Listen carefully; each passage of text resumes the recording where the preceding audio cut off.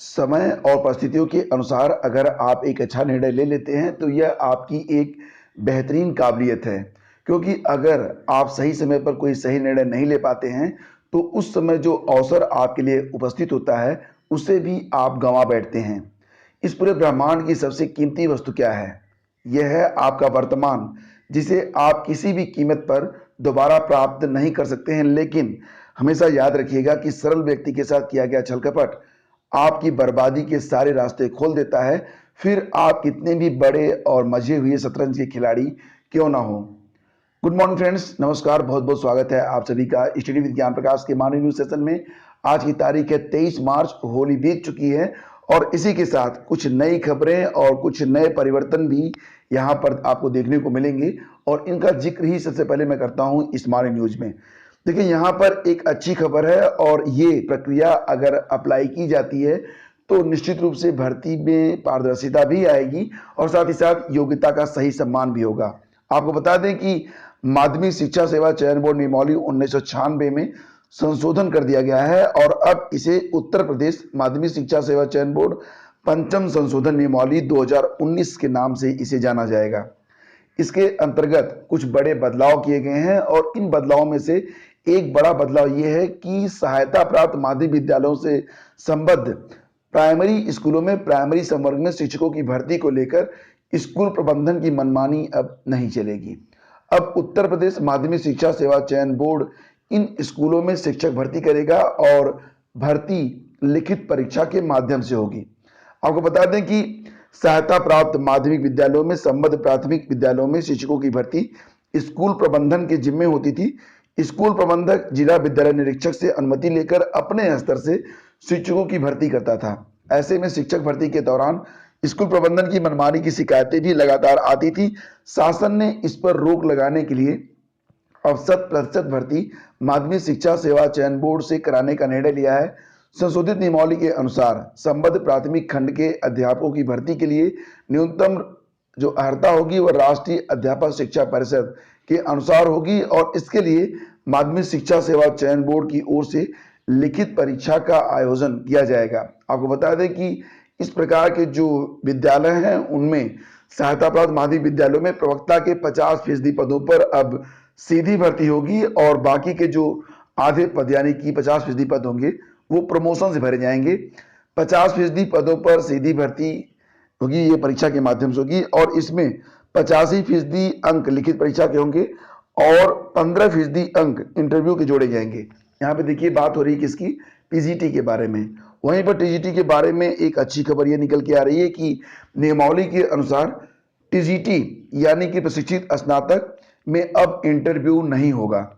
प्रशिक्षित स्नातक की 100% भर्ती अब लिखित परीक्षा के माध्यम से होगी। जहां पर संबद्ध प्राथमिक खंड है वहां 25% पद जो होंगे वो प्रमोशन से भरे जाएंगे, बाकी जो 75% पद होंगे वो टीजीटी के माध्यम से डायरेक्ट भरे जाएंगे। तो चलिए, यह एक बड़ी मतलब बहुत ही अच्छी पहल है, लेकिन पारदर्शिता बेहद जरूरी है जो कि आजकल वर्तमान में जितनी भी भर्तियां हो रही हैं उनमें लगभग लगभग न के बराबर दिखाई दे रही है। तो चलिए फ्रेंड्स, ये एक बेहतरीन पहल है और इसका फायदा सभी योग्य अभ्यर्थियों को निश्चित रूप से मिलेगा। आगे बढ़ते हैं और आपको बता दें कि 17,000 से अधिक पदों पर भर्ती का इंतजार।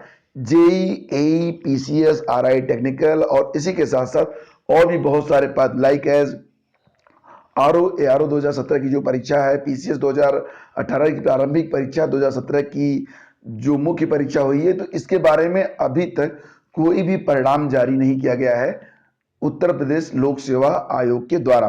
आपको यह भी बता दें कि एल टिकट शिक्षक के लिए 10,768 पदों पर भर्ती के लिए लिखित परीक्षा का आयोजन हुए लगभग एक साल में कुछ ही समय शेष है और अभी तक बहुत सारे आंदोलन किए गए, लगातार मांग भी उठाई गई, लेकिन उसके बावजूद अभी तक जो परिणाम जारी किया गया है वो नथिंग के बराबर है। क्योंकि यहाँ पर जो 2 परिणाम जारी किए गए हैं उससे बहुत कम छात्र, मतलब कुल मिला के लगभग 100 छात्र भी प्रभावित नहीं हो रहे हैं और जो बड़े विषय हैं यानी जिनमें अभ्यर्थियों की संख्या अधिक है उनका परिणाम जारी होने में अभी भी विधिक अड़चन आ रही है।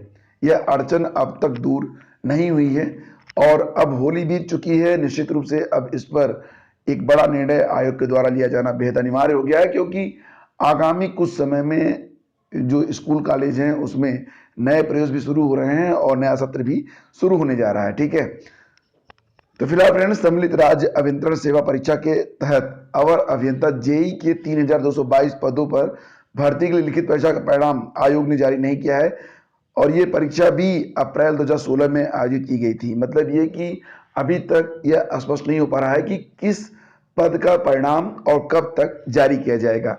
खासतौर से एलटी ग्रेड के जो परिणाम है उसके बारे में अभ्यर्थियों में खासी उत्सुकता है, लेकिन अभी तक इसके बारे में कोई भी एक सही घोषणा अभी तक नहीं की गई है। ऑलराइट फ्रेंड्स, आगे बढ़ते हैं। आपको बता दें कि एसएससी के द्वारा ट्रांसलेटर की पहली परीक्षा का परिणाम जारी कर दिया गया है, जिसमें 2041 अभ्यर्थी उत्तीर्ण हुए हैं और अब ये सारे अभ्यर्थी जो उत्तीर्ण हुए हैं वो 26 मई को प्रस्तावित दूसरी परीक्षा यानी कि सेकंड पेपर में शामिल होंगे। ठीक है, देखिए यहाँ पर 15,573 अभ्यर्थी शामिल हुए थे। कट ऑफ के अनुसार अंक मिलने पर एसएससी ने 2041 अभ्यर्थियों को द्वितीय पेपर के लिए सफल पाया है। इसमें अनुसूचित जात में 831, अनुसूचित जनजात में 197, ओबीसी में 660, अनारक्षित में 704 और दिव्यांगजनों की सभी श्रेणियों में कुल 99 अभ्यर्थियों का चयन किया गया है और अभ्यर्थियों को इसमें शामिल होने के लिए प्रश्न पत्र दिए जाएंगे जो आगामी परीक्षा होगी और उन्हें परीक्षा से पहले क्षेत्रीय कार्यालयों की वेबसाइट पर अपलोड कर दिया जाएगा। शुक्रवार को जारी परिणाम एसएससी की वेबसाइट ssc.nic.in पर उपलब्ध हैं। ठीक है, सेकंड पेपर कब है? 26 मई को।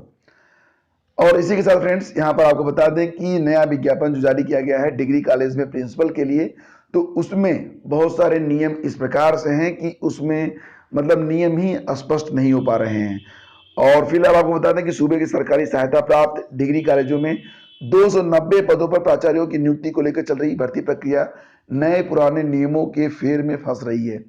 उत्तर प्रदेश उच्चतर शिक्षा सेवा आयोग द्वारा आवेदन फॉर्म जारी किए जा चुके हैं और 17 अप्रैल आवेदन की अंतिम तारीख है। इसमें छठे वेतनमान के तहत यूजीसी रेगुलेशन के 2013 के तहत एपीआई जिसको कहते हैं एकेडमिक परफॉर्मेंस इंडिकेटर स्कोर के 400 अंक भी शामिल किए गए हैं। इसमें रिसर्च गाइड बनने के भी अंक हैं, जबकि यूपी में स्नातक स्तर के डिग्री कॉलेजों में अभी तक शिक्षकों को रिसर्च गाइड बनने की सुविधा ही शुरू नहीं हुई है। मतलब जो डिग्री कॉलेज के शिक्षक होते हैं वो रिसर्च गाइड नहीं बन पाते हैं। वहीं दूसरी ओर शिक्षकों को 7वां वेतनमान एरियर समेत मिल चुका है, लेकिन 7वें वेतनमान का यूजीसी रेगुलेशन 2018 अभी लागू नहीं हुआ है।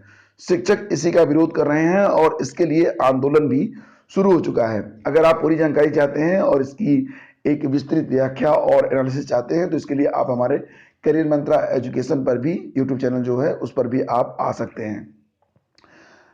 तो फ्रेंड्स, अब बात करते हैं आरआरबी ग्रुप डी में जो फीस रिफंड की प्रक्रिया है। तो आपको पता ही होगा कि कुल मिला के जितनी भी फीस लगाई गई थी तो जनरल को मात्र 100 रुपये और रिजर्व कैटेगरी के लिए ये फीस बिल्कुल माफ थी, यानी कि 250 के 250 रुपये बैंक चार्ज काट कर वापस किए जाएंगे। शर्त ये थी कि अगर अभ्यर्थी अप्लाई करने के बाद सीबीटी परीक्षा में शामिल होता है तो रेलवे के आधिकारिक नोटिफिकेशन के अनुसार फी रिफंड उन्हीं उम्मीदवारों की होगी जो आरआरबी ग्रुप डी सीबीटी परीक्षा में शामिल हुए थे। फीस सीधे उम्मीदवार के बैंक अकाउंट में रिफंड की जाएगी और ग्रुप डी परीक्षा के लिए सीबीटी टेस्ट 17 सितंबर से 17 दिसंबर के बीच आयोजित किए जा चुके हैं और गलत अकाउंट डिटेल्स यानी कि खाता नंबर जिन्होंने गलत दिया है तो उनकी जो फीस होगी वो रिफंड नहीं हो पाएगी। बहुत से उम्मीदवारों का एक ही अकाउंट नंबर होने की स्थिति में भी फीस रिफंड नहीं होगी और रेलवे भर्ती बोर्ड आज शाम 6 बजे से मतलब कल शाम 6 बजे से उम्मीदवारों को अपनी बैंक डिटेल्स ठीक करने का मौका देगा। रेलवे 22 मार्च से लेकर 28 मार्च तक इसके लिए लिंक एक्टिवेट करेगा और इसके अलावा एसएमएस और ईमेल के जरिए भी अकाउंट डिटेल्स ठीक करने की सूचना दी गई है।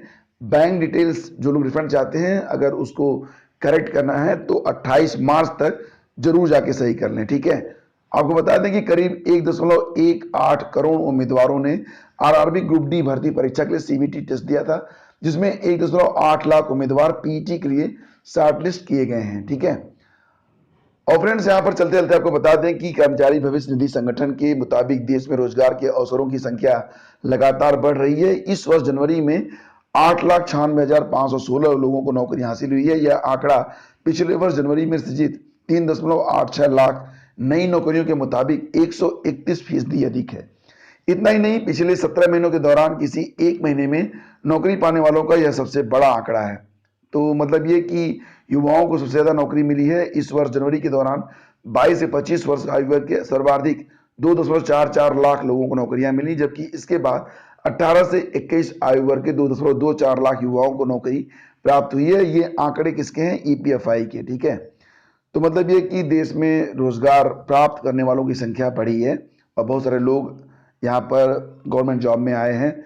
कांस्टेबल के पदों के लिए एक भर्ती भी जारी हुई है हिमाचल प्रदेश पुलिस विभाग के द्वारा, जिसमें पदों की संख्या है 1063।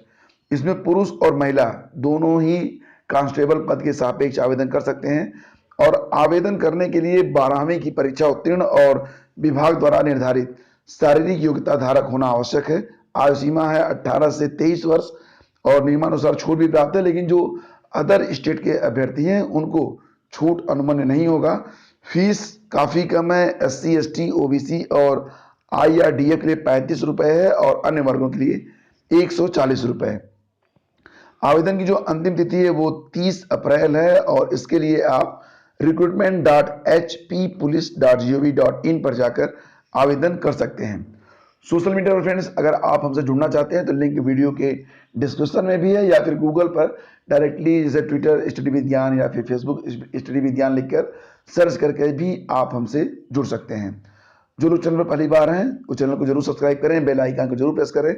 और जितने भी लोग यहाँ पर सीटेट, लोअर PCS और UC नेट की तैयारी कर रहे हैं, उनसे निवेदन है कि जो लोग UC नेट की तैयारी कर रहे हैं उनके लिए प्रतिदिन मॉक टेस्ट और थ्योरी की क्लास चल रही है करियर मंत्रा एजुकेशन पर, जिसमें वो जरूर पार्टिसिपेट करें और अपनी सफलता को सुनिश्चित करें।